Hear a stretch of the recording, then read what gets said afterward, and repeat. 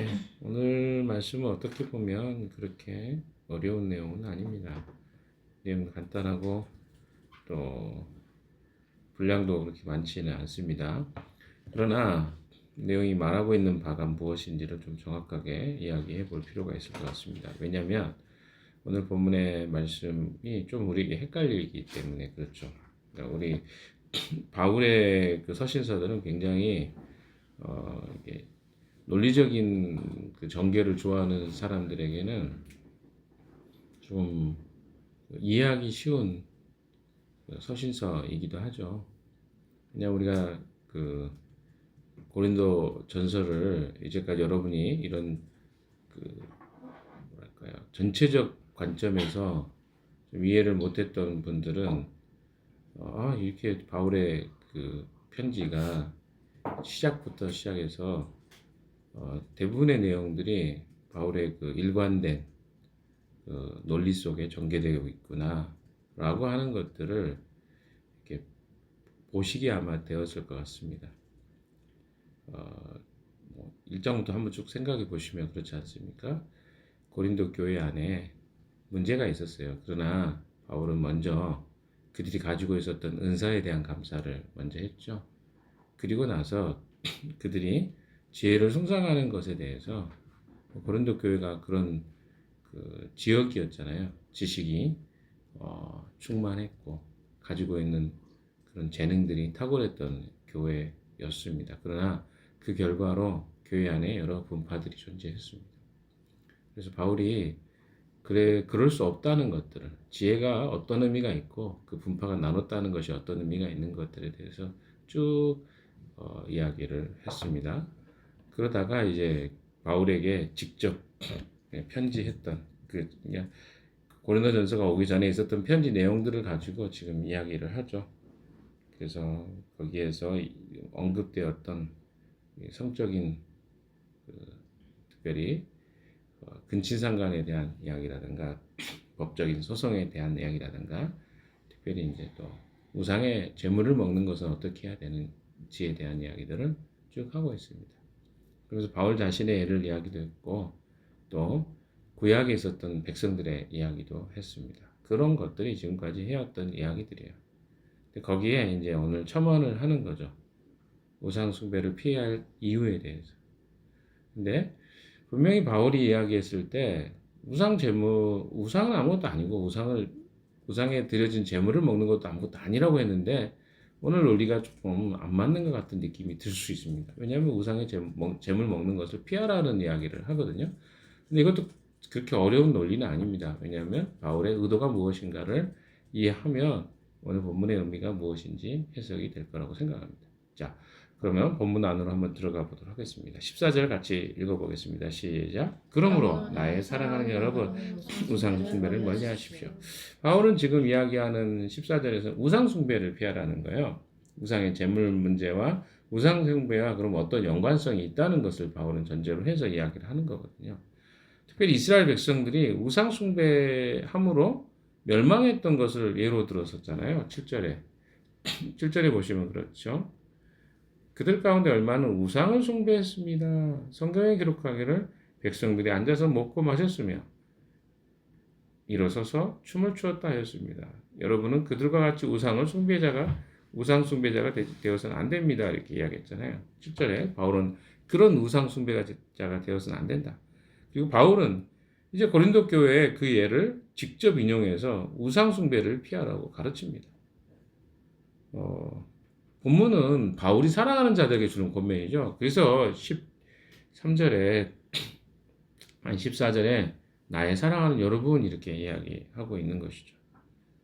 사랑하기 때문에 그가 그 고린도 교회에게 주는 중요한 가르침에 우상 숭배를 하지 말라는 이야기를 하고 있습니다. 왜? 이스라엘 백성들이 광야에서 우상을 숭배했을 때 하나님은 그들을 기뻐하지 않으셨다고 5절에 이야기하잖아요. 10장 5절에. 5절도 한번 제가 읽어보겠습니다. 그러나 그들의 대다수를 하나님께서 좋아하지 않으셨습니다. 왜 좋아하지 않으셨겠어요? 광야에서. 그들이 우상 숭배했기 때문에. 대부분의 사람들이 우상 숭배했다는 거죠. 그래서 하나님 그걸 싫어했다는 거예요. 그래서 그들에게 진지하게 바울은 사랑하는 여러분, 우상 숭배를 멀리 하십시오. 하나님 기뻐하지 않기 때문에 그렇습니다. 그러면서 쭉 이제 그 다음 이야기들을 이어갑니다. 자, 바울은 특별히 지혜 있는 자들이라고 그들이 생각하고 있었단 말이에요. 고린도 교회 사람들이. 그래서 그들에게 한번 생각해 보라고 이야기를 합니다. 그리고 그들이 이미 지식이 있다고 생각했어요. 어떤 무엇에 대해서? 우상의 재물에 대한 지식이 있다고 그들은 생각했습니다. 또한 그들은 우상이 세상에 아무것도 아니라는 것, 하나님 한 분밖에 없다는 것도 그들은 알고 있었어요. 따라서 그들은 우상의 제사에 참여하거나 우상의 제물을 먹어도 문제가 없다고 생각하는 자들이었기 때문에 그들에게 권면하고 있는 것입니다. 왜? 그래, 상관이 없어. 근데 여기 하나 문제가 있어. 라고 하는 이야기로 여러분이 해석이 되면 될 것 같아요. 그들은 우상의 음식에 대해서 자유하기도 하고 하나님 한 분밖에 없다는 것도 아는 지식을 갖고 있었지만 이런 자유와 권리로 인해서 믿음이 약한 자들이 넘어져서는 안 된다고도 바울은 이야기했습니다. 8장 9절에. 자, 이렇게 좀 논리를 다시 한번 정리해보면 그런 거죠. 자유와 권리가 있어. 그리고 지식도 있어. 그런데 중요한 건 뭐예요? 그것 때문에 넘어질 수 있는 사람들이 있어. 그리고 또 하나는 뭡니까? 너희도 넘어질 수 있어. 라는 거예요. 15절, 16절 한번 읽어봅시다. 시작. 나는 지각 있는 사람들에게 말하듯이 합니다. 내가 하는 말을 판단하십시오. 우리가 축복하는 축복의 잔은 그리스도의 피에 참여함이 아닙니까? 우리가 떼는 빵은 그리스도의 몸에 참여함이 아닙니까? 예, 바울은 우상의 제사에 참여하는 것의 위험성에 대해서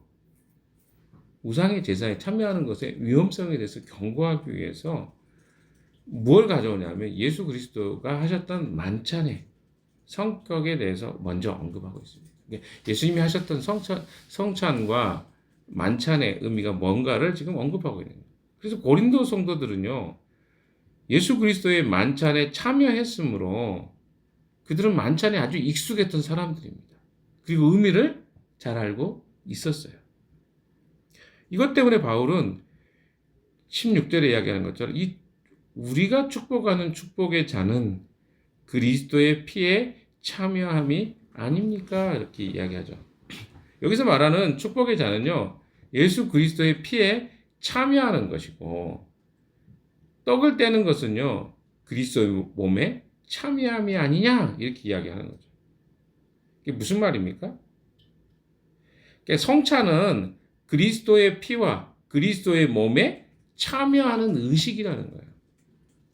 참여라는 이 단어는 헬라어 단어 코이노니아라는 단어입니다. 교제, 친교라는 말도 되죠.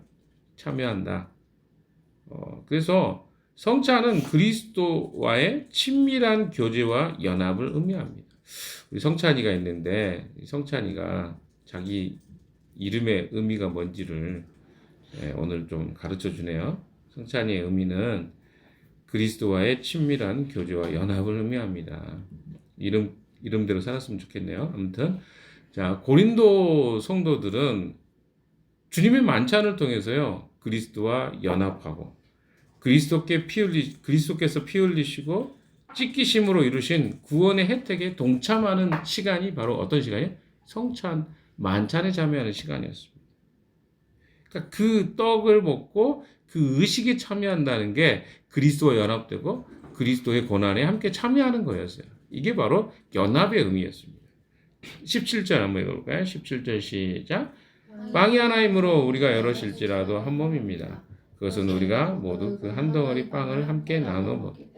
예, 그 고린도 교회에서 성만찬을 할 때는요, 한 떡을 한 빵으로 같이 나눠 먹었습니다. 왜 그런 의식을 했냐면, 그리스도의 한 몸에서 우리는 그 그리스도와 함께 그 빵을 나누고 그 떡을 나누는 예수 그리스도의 생명의 몸이죠. 사실은 이 몸을 떡으로 상징했으니까 그 몸을 함께 나누어 먹는 자다라고 하는 의미에서 빵 하나로 같이 나누어 먹었습니다. 자, 그래서 이 본문에서 이야기하고 싶은 것은요, 하나됨을 강조하죠. 왜? 떡이 하나요? 또 우리가 한 몸이라고 얘기죠. 우리가 여럿일지라도 한 몸입니다. 그것은 우리가 모두 그 한 덩어리 빵을 함께 나누어, 그러니까 단순히 재물을 먹는 거, 그리고 그 제단에 드려진 음식을 먹는 것이 단순히 의식적인 어떤 행위만이 아니라 실제적으로 어떤 의미에서는 한 몸이 되고 연합이 된다는 의미가 같이 포함되어 있다는 것을 바울은 경고하고 있는 것이죠. 그래서 성찬에 참여할 때마다 각각 개개인의 성도들은요, 모두 한 몸, 하나라는 것을 상기해야 될 것을 가르쳐 주고 있는 것입니다. 하늘에서 내려오신 산떡이신, 생명의 떡이신 그리스도로 인해서 그리스도인들은요, 예수 그리스도와 연합하고 또한 다른 성도들, 다른 지체들과도 연합한다는 의미를 성만찬을 통해서 우리는 그 의식을 행하는 것을 통해서 이 의미를 가지고 함께 그 의식에 참여하는 자들이 된다는 것이죠. 즉 그리스도인은요, 그리스도 안에서 연합해서 한 몸을 이룬다. 이게 바로 성만찬의 뜻이라는 거죠. 자, 그래서 그걸 연장시켜서 18절에 보십시오. 같이 읽어봅시다. 시작. 육신상의 이스라엘 백성을 보십시오. 제물을 먹는 사람들은 그 제단에 참여하는 사람이 아닙니까? 그러니까 뭡니까? 육신상에 여기서 이제 그 육신상이라고 하면 뭐냐면 육신을 따라 태어난 이스라엘 백성을 이야기합니다. 그래서 그 조상들에 의해서 이 땅에 태어난 이스라엘 백성들을 육신상의 이스라엘이라고 합니다. 그 백성들을 보십시오. 제물을 먹는 사람들은 그 제단에 참여하는 사람이 아닙니까? 라고 이야기합니다. 즉 바울은 이 말이 어디서 나오는 이야기냐면 신명기 14장 22절에서 27절을 암시합니다. 즉 제물을 먹는 자들이 제단에 참여하는 자라는 말은 우상 제사에 참석해서 제물을 먹는 것이 고린도 성도들이 생각하는 것보다 더 위험할 수 있는 일이라는 것을 경고하고 있는 거야. 먹지 말라는 말은 아닙니다. 그러나 그게 위험할 수 있다. 항상 양면의 것을 설명해 주고 경계선에 있기 때문에 그래요. 너 지금 이거 하는 것들이 지금 경계선이야. 경계선 안에서 하기 때문에 이것이 뭐 문제라는 말은 아니에요. 그러나 위험할 수 있다는 말을 해주는 거죠. 우리가 뭐 예를 들어서 바닷가에 수영을 하러 가죠. 우리 왕산 해수욕장 이런 데 많이 가잖아요. 그럼 거기에 뭐가 있어요? 뚝 둘러서 여기까지만 가십시오 라고 하는 게 있어요. 거기 경계선 근처에 가면 막 호루라기 불어요. 왕산 해수욕장 저기 관리하는 사람이, 안전 지도하는 사람이. 그 말은 뭡니까? 위험하다는 것을 경고해줘. 그 안에서는 괜찮아요. 근데 나갈 수도 있기 때문에. 그래서 어떻게 해요? 그 근처에 가면 잠깐 이 안쪽으로 오세요. 이렇게 말하거든요. 똑같습니다. 바울이 이런 이야기를 하는 것은 그 안에 있는 것은 안전해요. 그러나 그것이 안전하지 함에도 불구하고 위험할 수 있다는 경고의 메시지가 바로 이런 표현인 거죠. 지금 너희들이 우상의 제물을 먹는 거 그거 괜찮아. 근데 그게 어떤 의미가 있는지는 알고 먹으라는 거죠. 이게 18절의 이야기입니다. 그래서 육신상의 이스라엘 백성을 보십시오. 제물을 먹는 사람들은 그 제단에 그 제단에 드려졌던 제물을 먹는 것은 그 예배와 의식에 참여하는 자가 된다는 거예요. 19절 같이 읽읍시다. 시작. 그러니 내가 무엇을 말하라는 것입니까? 우상은 무엇이고 우상에게 바친 제물은 무엇입니까? 자, 뭐 이거는 설명이 필요 없겠죠? 20절 읽어봅시다. 시작. 아무것도 아닙니다. 이방 사람들이 바치는 제물은 귀신에게 바치는 것이지 하나님께 바치는 것이 아닙니다. 여러분이 귀신과 친교를 가지는 사람들이 되는 것을 나는 바라지 않습니다. 바울이 이야기하는 건 뭡니까? 지금 우상의 제물은 아무것도 아니야. 그 먹는 것도 괜찮아. 그런데 한번 생각해 봐라. 이 이방 사람들이 바치는 이 제물은 귀신에게 바치는 것이지 하나님께 바치는 게 아니지 않냐. 여러분들이 귀신과 친교를 가지는 사람이 되는 것을 나는 바라지 않기 때문에 이 말을 한다는 거예요. 왜? 그들이 생각할 때는 어때요? 지금 하나님께 드린 게 아니라 이방에 있는 신에게 드린 거예요. 귀신에게 드린 거예요. 그러니까 물론 존재하지 않지만 그들이 생각할 때는 이방 신에게 드려지는 거예요.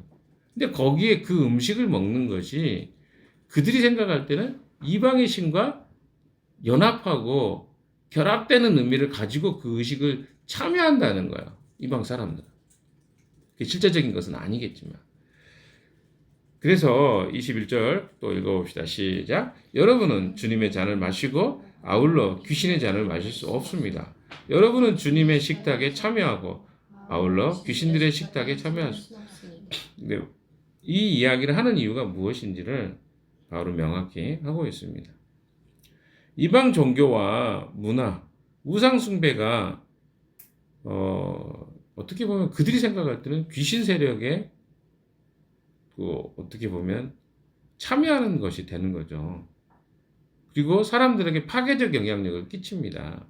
그래서 바울은 이방인이 제사하는 것은 귀신에게 하는 것이고 하나님께 제사하는 것이 아니라고 말하면서 이방신에게 제사하는 일에 참여하는 것을 왜냐하면 그것에 함께 그 떡도 먹고 하다 보면 어떻게 돼요? 거기에 참여하는 자가 될 수 있다는 것을 말하는 거예요. 그 경고하는 거죠. 아까 제가 수영에 그 경계 라인을 이야기한 것처럼 지금 니들 그거 위험한 거 알고 그거 생각해야 돼 이 말이에요. 안 그러면 과거에 이스라엘 백성들이 광야에서 그런 거 저런 거 괜찮다고 하고 하다가 넘어간 거 너희들 몰라? 너희들도 그럴 수 있는 사람들이야 라고 하는 말을 하는 겁니다. 그래서 성도들은 하나님만 예배해야 돼요. 그렇기 때문에 바울은 우상 제물을 먹는 것으로 인해서 믿음이 약한 자들이 넘어지지 않도록 조심하라는 이 권면과 아울러서 우상 제사에 참여하는 제물을 먹는 것이 귀신과 교제하는 그런 일들이 될 수 있음을 가르쳐 주고 있는 것입니다. 그게 니들이 생각하는 것들은 그렇게 단순한 일은 아니야. 조심해. 이 말 하는 거죠. 그래서 22절도 마지막 한번 볼까요? 22절 시작. 우리가 주님을 질투하게 하시는 것입니까? 우리가 주님보다 더 힘이 세다는 말입니까? 이거 왜 이야기를 했을까요? 바울은 그리스도인이 주님의 성찬에도 참석하고 우상의 제물을 먹는 그 잔치에도 참여하는 것은 합당하지 않다는 왜? 그 의미가 아무리 너가 지식이 있어서 그게 아니라고 해도 그 의식에 참여하는 자리에 계속 있는 것은 뭘 의미해요? 너도 그 우상의 잔치에 참여하는 것이 될 수 있다는 거예요. 그러다가 넘어갈 수 있다는 거죠. 경계선 넘어가지 말라 말하는 것입니다. 근데 꼭 그런 사람 있잖아요. 저는 괜찮습니다. 제가 잘 알아서 할 수 있습니다. 부모님들이 늘 높아심에서 이야기하는데 자녀들은 주로 어떻게 해요? 예. 내가 알아서 할게. 저도 진짜 어머니한테 이런 말 많이 했던 거예요. 알아서 할게. 알아서 할게요. 물론 할게는 아니죠. 저는 어머니라고 했습니다. 엄마라고도 잘 알아. 그러니까 얼마나 깍듯하게 했겠어요. 그러나 내가 하고 싶은 대로 하겠다는 겁니다. 이게 자녀하고 부모하고 차이예요. 자녀들은 늘 그렇습니다. 뭐요? 내가 알아서 할게. 근데 그냥 그 높아심을 알아주면 되는 거지. 꼭 그렇게 알아서 지금 생각해보면 그래요. 어머니 돌아가시고 내가 나이가 좀 먹고 나니까 그 말의 의미가 뭔지는 알겠는데 그때는 그 말 듣는 게 왜 이렇게 싫었는지 몰라요. 그러니까 경계선 넘어가는 게 우리에게는요 되게 쉬운 일이에요 사실은. 그리고 내가 경험해봐야 우리는 안다고 우리는 늘 이야기합니다. 그래서 이 바울이 이야기하는 것 중에 주님의 성찬에 참여하면서 우상의 제물을 먹는 것에 자꾸 기웃거리는 것이 위험할 수 있다는 말을 하는 거거든요. 그래서 실제로 그런 사람이 있었던 것 같아요. 그리고 그걸 또 자기 자신에 대해서 뭐라 그럴까요? 확신하지 못하면서도 그런 일들에 대해서 호언장담하는 사람이 꼭 있잖아요. 이런 사람도 있었다는 거죠. 그런데 이런 일들이 어떤 의미가 있는지를 바울은 설명해 주고 있는 거죠. 그리스도와 귀신은 배타적입니다. 전혀 다른 존재란 말이에요. 그래서 그리스도와 교제하고 연합하는 자가 귀신과 교제하며 연합할 수는 없다. 그 이유가 뭡니까? 주님이 싫어하기 때문이에요. 그 주님이 그것을 싫어하기 때문인데 22절에 주님을 질투하게 하시려니까 질투라는 표현을 썼지만 싫어하신다는 표현이에요. 우리는 주님을 노엽게 하거나 질투하게 해서 안 된다는 말을 하는 겁니다. 주님과만 교제하며 그분을 섬겨야 되는데 우리는 주님보다 더 강한 자가 아니지 않습니까? 어떻게 주님보다 우리가 더 강한 자가 될 수가 있겠어요? 없어요. 그래서 우리는 늘 겸손하게 주님이 하지 말라고 하면 안 하는 쪽으로 가야 되는데 우리 안에 늘 그런 열망이 있는 거죠. 왜? 주님이 아닌 다른 존재로 뭔가 우리 자신이 만족될 수 있는 것을 찾는 거죠. 여러분 우상숭배라는 것이 여러분이 생각하는 그 뭐랄까요? 이미지와 형상만 생각하지 마세요. 우리가 하나 주님보다 더 좋아하는 대부분의 것들이 다 우상숭배예요. 오늘날 우리에게 어떤 것들이 우상이 될 수 있을까요? 죄의 요소들입니다. 그러니까 죄가 될 수 있는 요소들이 우리에게는 되게 많아요. 먹는 것도 될 수 있고요. 먹는 것도 지나치면 뭐가 돼요? 그것도 우상숭배예요. 왜? 나의 욕망을 쫓는 거잖아요. 뭐 성적인 거는 그냥 괜찮나요? 성적인 거는 우리 일상에 너무 넘쳐나잖아요. 근데 그것을 어때요? 아, 나는 뭐 이 정도는 괜찮지 않을까? 근데 사실 그런 것 때문에 넘어가는 거거든요. 욕구가 생기잖아요. 그럼 어떻게 실행해 볼까요? 고민하게 되고 마음에 품게 되고 이런 것들이 다 우상숭배 이야기인 것 같지만 죄의 요소들을 다 어떻게 해요? 피하라는 말이에요. 사실은 엄밀하게 따지면 나와 연관이 없는 것 같지만 사실 오늘의 이야기들은 우리가 죄가 될 만한 뭐 우리 안에 되게 쉽게 짓는 죄 중에 하나가 뭐냐면 말로 짓는 죄들이 굉장히 많습니다. 사람들과 무리짓고 당짓고 또 자기를 옳게 보이기 위해서 사람들에게 상대를 험담하거나 나를 옳게 표현하거나 이런 것들이 다 죄짓는 거예요. 근데 우리는 이런 거는 아무것도 아니라고 생각해요. 왜? 우상은 아니잖아. 그럼 그거 넘어가는 거 시간 문제입니다. 이런 요소들이 우리 삶에 넘쳐납니다. 그런데 우리는 그 경계선을 왔다 갔다 해요. 아니, 내가 누군가에게 나의 어려움을 이야기하죠. 그러면 어때요? 그건, 문제가 안 될 수 있죠. 나의 어려움을 누군가에게 이야기하는 거. 근데 문제가 되는 게 뭐예요?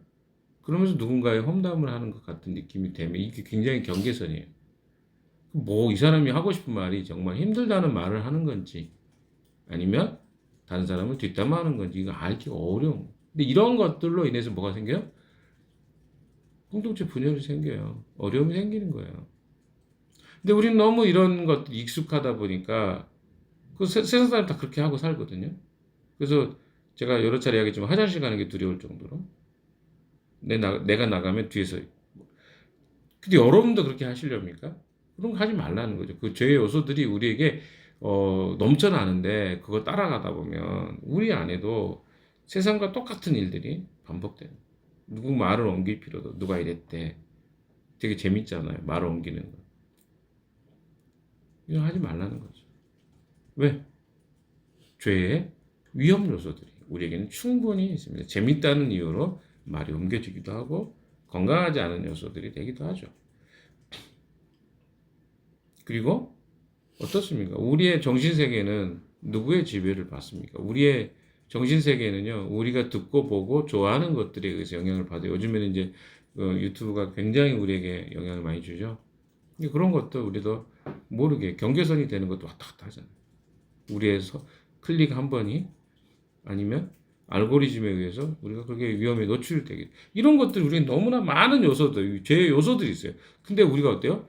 그것이 우리를 어디로 하나님과 멀어지게 하는 우상숭배로 빠지게 할 수 있는 요소가 있음에도 불구하고 우리는 그것을 너무나 가볍게 여긴다는 거죠. 사랑하는 여러분, 오늘 이 말씀이 단순히 우상의 제물과 음식을 먹냐 안 먹냐 거기에 참여하냐 참여하지 않느냐 이런 문제가 아니라 그런 위험성이 있는 것들에 대해서 우리가 주의하지 않으면 우리는 음식을 먹는 것에 마치 우리의 영혼이 우리의 영적인 것들이 함께 영향을 받는 것처럼 우리 삶의 죄의 요소들 이게 뭐가 어때?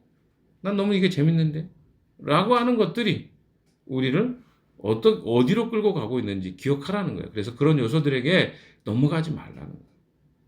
우리가 요즘에 POGS 하는 것도 어떻습니까? 욕망이 살지 않자는 거, 말자는 거잖아요. 우리가 주님 안에서 건강하게 세워져 가는 것에 초점을 갖자는 거잖아요. 근데 그 말은 뭐예요? 그만큼 우리는 그 욕구와 욕망에 영향을 받고 사는 존재라는 것이 같이 포함되어 있는 의미잖아요. 그래서 공동체가 함께 그 일을 하고 있는 거고, 근데 막상 하다 보니까 한 1주, 2주, 3주는 좀 잘 되다가 제가 이렇게 보니까 4주차 잘 안 되잖아요. 이게 이미 우리는 뭐예요? 그런 흐름 속에 살아요. 오래 유지가 되기가 어려운 존재들. 반짝하는 건 하는데.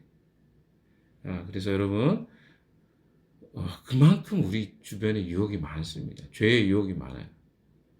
그런데 여러분은 나는 괜찮습니다. 나는 잘할 수 있어. 이렇게 자신 있겠습니까? 바울의 이야기는 그 경계선 넘어가지 말아라.